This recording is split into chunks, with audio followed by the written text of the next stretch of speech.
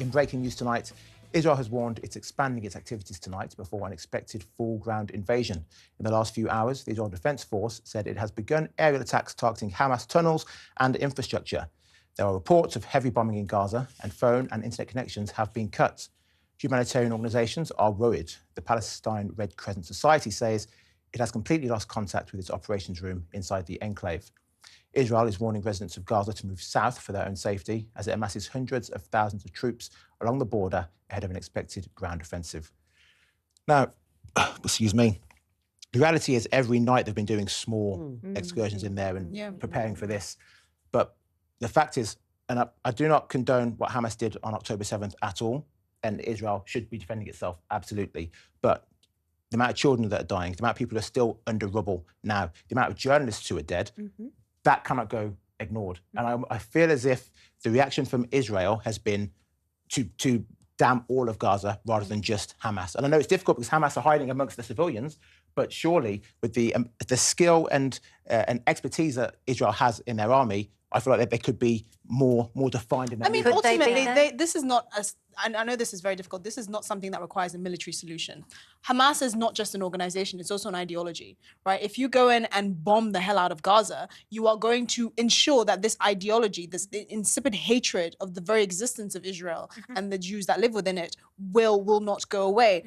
Like you said, I totally understand Israel's rights to self-defense. I recognize its right to exist, and Hamas must go. But even before the October 7th incident, over 50% of Gazans face chronic hunger, and over 90% of them didn't have access to clean water. This is only going to make it worse. If you are going to make a case that for the fact that Israel is a state that should exist and is benevolent and is a force for good, this is the worst case to make for it. Absolutely. And I think on a PR level, it's a complete disaster. Because at the moment, Israel is not proving that they are this force for good, as you said. And I hate when I hear the term collateral damage. How many more children, elderly people, disabled people, and everybody else in between in Gaza, in the Gaza Strip, and in this area that they are bombarding. You know, they have this 5-point plan. You know, they want to get in there, they want to attack different flashpoints within Gaza. They want to try and take out some Hamas and then demilitarize the zone within 5 years. And I just don't. But you're not going to demilitarize a zone that you have completely destroyed. It's just not going to happen. JJ made a comment there about surely the Israeli forces are clever enough to do this a different way. But are they? Because I suspect a lot of Israelis lost confidence with their intelligence services by the fact they didn't see an attack coming from air, land and sea. And I'm afraid from their point of view, there is no going back now. This is going to roll on for weeks and weeks. I would like to think that all those people that were taken hostage are safe. I would doubt that they're all still alive. I would think there's quite a heavy casualty list there. But I cannot bear watching the news night in, night out and seeing children and women being blown to smithereens on either side. It's a tremendous, horrible situation. This ground invasion is highly divisive. More Israelis agree to get Netanyahu out of power than to actually invade Israel. And actually, ironically, so in terms of the political mapping of Israel, the part that was attacked, you know, the southern tip of Israel that was attacked by Hamas, they're traditionally quite left-leaning. They were the people that, you know, were out in the streets, you know, protesting against for peace.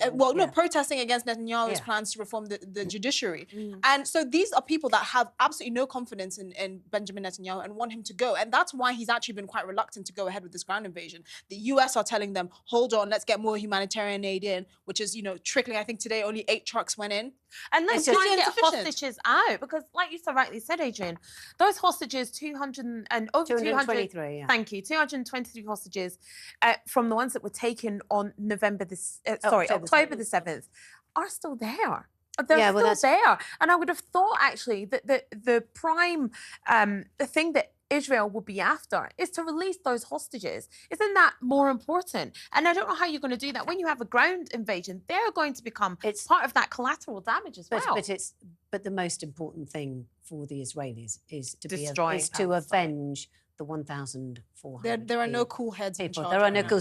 I just wanted to point out that when we talk about how many children are dying in Palestine, it is a very young population. And if you're under 18, essentially you are described as a child. And since the vast majority of the population is actually, I think, under the age of 24, is it? Or is it now the age of 24 or something? So that's that.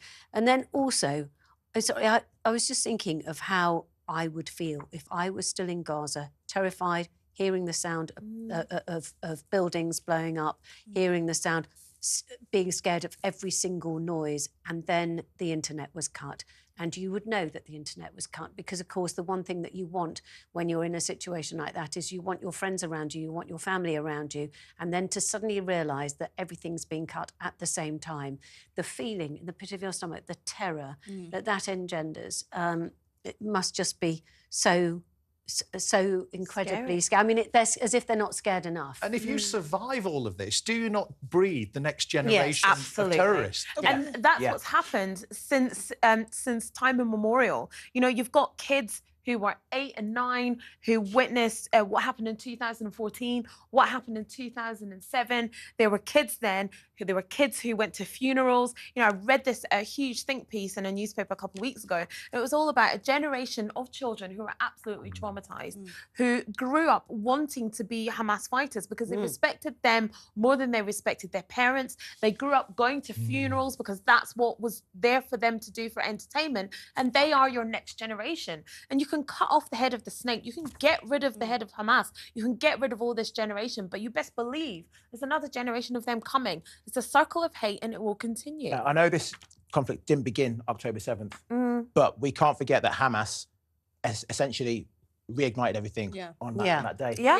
And I have to say that I think if I was an Israeli, I would want to see them doing these kind of excursions and going and taking them out. We are at an inflection point. That's you know, that goes without saying.